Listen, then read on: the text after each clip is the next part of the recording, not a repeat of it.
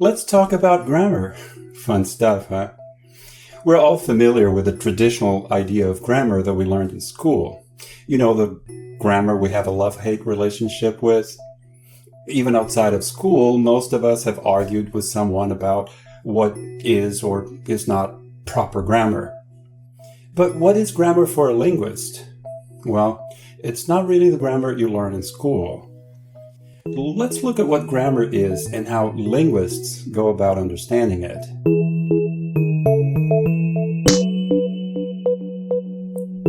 Hi, welcome to Snap Language. My name is Mark Franco. This is part one of a short series of videos on grammar. No, we're not going to learn English grammar here.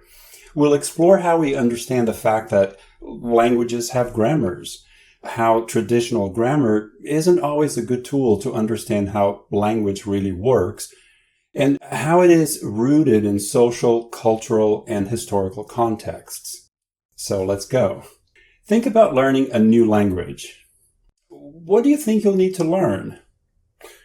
Probably one of the things that comes to mind is that you'll have to learn a new set of rules or a new grammar. Some of those grammar rules may be identical to English, but you'll likely find some that are very different, even weird.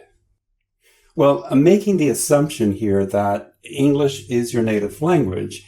If it's not, just think in terms of your native language compared to other languages. So, what is the grammar of a language? In lay terms, we think of grammar as a set of rules that tell us what you can and can't say in the language. All languages have something in common, though. There are things, concepts, ideas in the world that we use language to express. But different languages may express them using different structures. Now, keep in mind that language is shared by a culture and society. Unless you create your own language and only use it to talk to yourself. I sentence this like, make speak where if, through each other you be very would, right? I'm very confused now.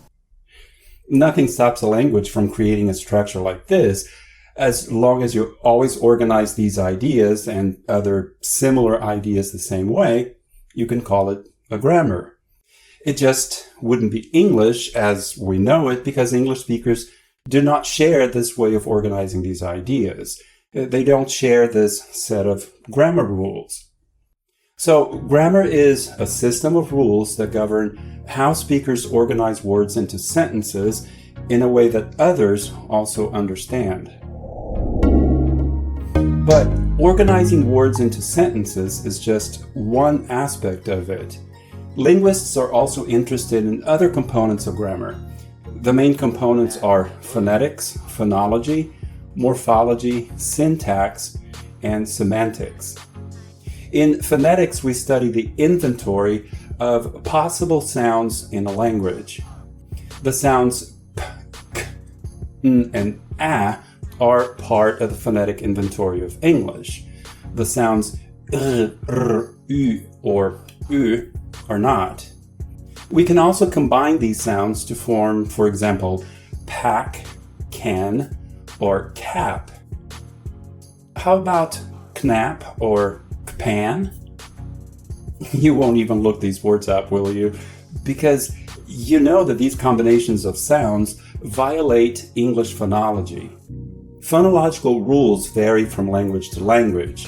Even though English has these sounds in its phonetic inventory, the k plus n sound combination is not part of English phonology. Well, we'll get back to that in a minute. It is allowed in German, for example, which is why English speakers have a hard time producing Knabe or Knoblauch. Ich esse rohe Knoblauch nicht gerne.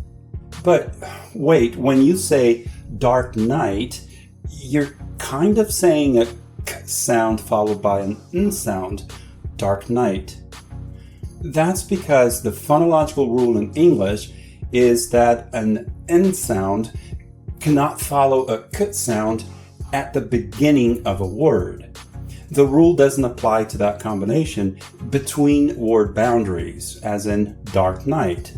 In fact, if you're an English speaker learning German, that's a way to practice saying words in German that start with KN. Dark night, Kneit, Knabe, Knoblauch. Morphology refers to the rules of word formation. For example, in English, we learn to form regular plurals by adding an S to nouns. For a linguist, you actually add what's called an inflectional morpheme, which, in the case of English plurals, could be represented by the S sound. So you say one book and two books, cat, cats. That's pretty simple grammar, isn't it? But that's not how it works in all languages. In Italian, you have il libro, i libri, l'uomo, gli uomini. In German, das Buch, die Bücher, der Tag, die Tage. Notice the different plural morphemes and how even the article is pluralized. And languages such as Chinese, Japanese, or Vietnamese don't even mark the noun for plurality. Let's go back to the morpheme for English plurals. You add an S or ES in writing, but for a linguist, this grammar point is a little more complex than that. There are actually three morphemes, S, Z, and Ez. And you need phonetics and phonology to explain the rule. When a word ends in a voiceless sound, the morpheme is realized as S, which is also voiceless, as in cats or maps. When a word ends in a voiced sound, the morpheme is realized as Z, which is also voiced, as in cones, friends, and flags, unless the final sound is a sibilant, as in church, face, or pledge. Then we need to add an extra schwa sound there, as in churches, faces, or pledges. Oh, speaking of pledges, one way to show your support for Snap Language is to become a patron on Patreon. Check it out. So this is how a linguist explains the grammar of a language from the ground up. You need to know the sound inventory, the way sounds are realized in different contexts, and how words are formed. Now, syntax is how the layperson typically understands what grammar is. It's about how to put words together to form sentences or utterances. In English, you'd say, my black cat ran away. The same idea in Italian would be, il mio gatto nero è scappato. The syntax here is, the my cat black is run away. In Japanese, that would be, kure neko wa nigedashita. The syntax here omits my because it is understood in the context that I'm talking about my cat. Black cat is a compound word.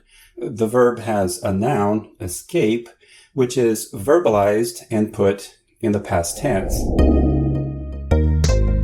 But there's more. Semantics looks at how speakers use all of the above to extract meaning from sentences and utterances. Semantics is quite complex and deserves a video of its own. Actually, it would probably be a series of videos to do it justice. You need all this to explain how we extract different meanings from my black cat ran away in different contexts. My black cat ran away. My black cat ran away. My black cat ran away. My black cat ran away. My black cat ran away. My black cat ran away. Try to use traditional grammar to explain how these utterances can have such nuances and meaning. The point I want you to get here is that in linguistics, grammar is much more than the idea of grammar we learned in school. When people get into Twitter debates about grammar, they usually have to do with spelling, punctuation, and syntax. How do you spell there, and there? Should you say less or fewer people? Should the punctuation go inside or outside the quotation marks?